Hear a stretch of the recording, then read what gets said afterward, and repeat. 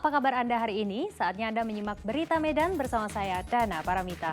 Sejumlah berita menarik akan kami sajikan untuk Anda. Berikut 3 berita utama hari ini. Seorang juru parkir di kota Medan tertabrak mobil, kemudian terlindas bus Trans Metro Delhi.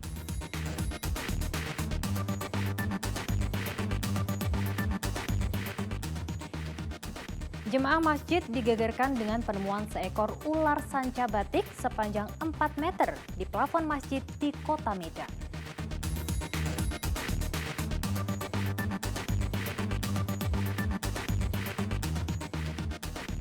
Tega, seorang ayah tiri di kota Tebing Tinggi mencabuli anak tirinya selama 7 tahun.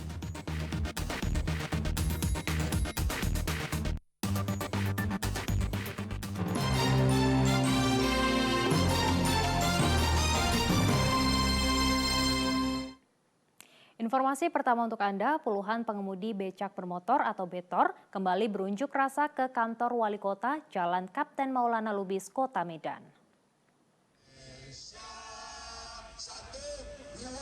Kedatangan mereka menagih janji Wali Kota Medan, Bobi Nasution, untuk segera meremajakan atau mengganti unit becak motor yang sudah tidak layak menjadi yang lebih layak. Hingga 7 bulan berlalu, janji Bobi Nasution mengganti unit becak motor hingga kini belum terrealisasi. Dari 2.000-an becak motor yang beroperasi di kota Medan, sebagian besar unit dinyatakan kurang layak beroperasi. Ketua Solidaritas Angkutan Transportasi Umum Becak Bermotor, Johan Merdeka menyayangkan janji Wali Kota Medan yang belum ditepati. Setelah melakukan unjuk rasa selama 1 jam, tak satu pun pihak pemerintah Kota Medan yang bersedia bertemu dengan para pengemudi becak motor.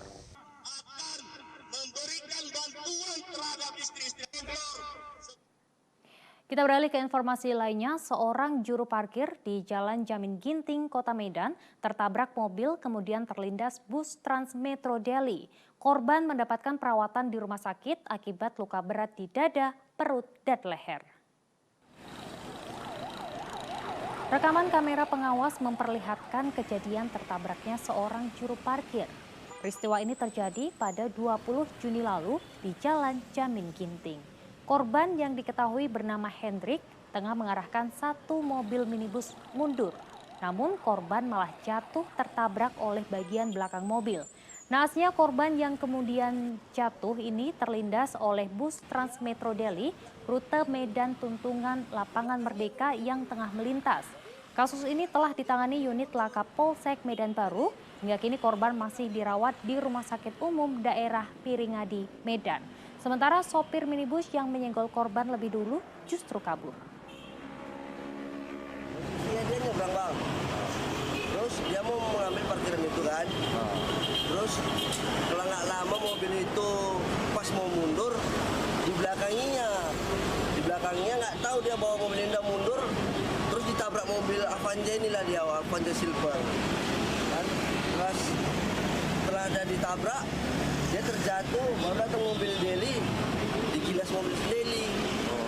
Posisi lukanya bagian kepala terluka, tangan sama memar perut, sama bagian sini agak memar sedikit lah.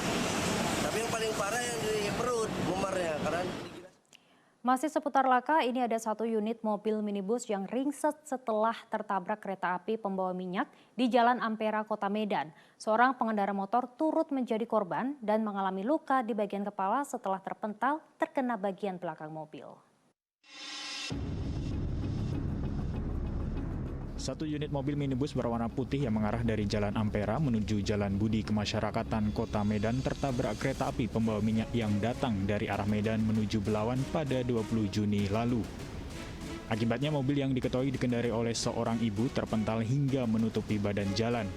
Bahkan saat bagian belakang mobil tertabrak oleh kereta api, seorang pengendara sepeda motor juga menjadi korban terkena mobil yang terpental hingga jatuh ke dalam lubang parit. Korban mengalami luka parah di bagian kepala dan langsung dibawa warga ke rumah sakit terdekat. Saksi mata Marjono mengatakan warga sudah meneriaki pengemudi mobil agar tidak menerobos dikarenakan kereta api sedang melintas. Diduga pengendara mobil sedang mendengarkan musik di dalam mobil. Ini udah kita peringatin, tapi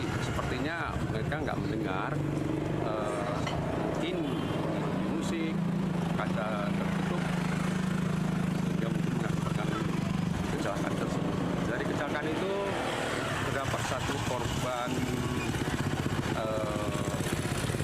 atas nama Eri menyenggol sepeda motor yang sedang parkir menunggu kereta api lewat.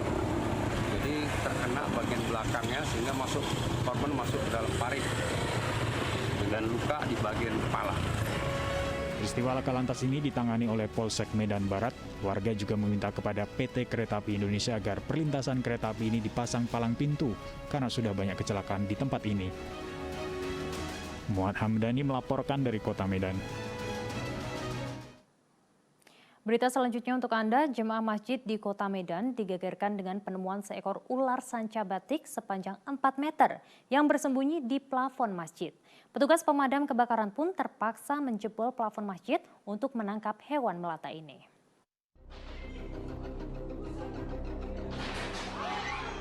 Sanca batik yang tersangkut di plafon masjid Jalan Gatot Subroto, Medan Sunggal, Kota Medan.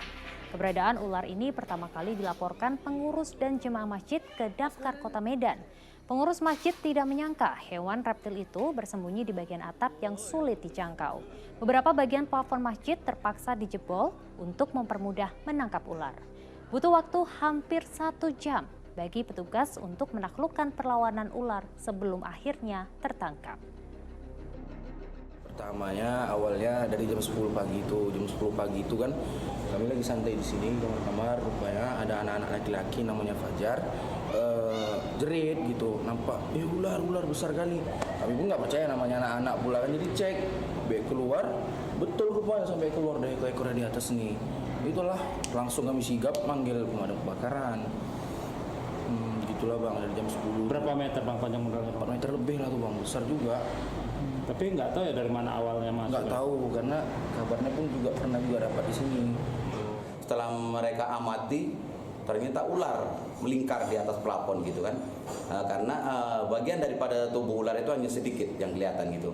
Jadi mereka lihat dengan tangga, dipastikan ke atas bahwa benda apakah itu, ternyata betul ular.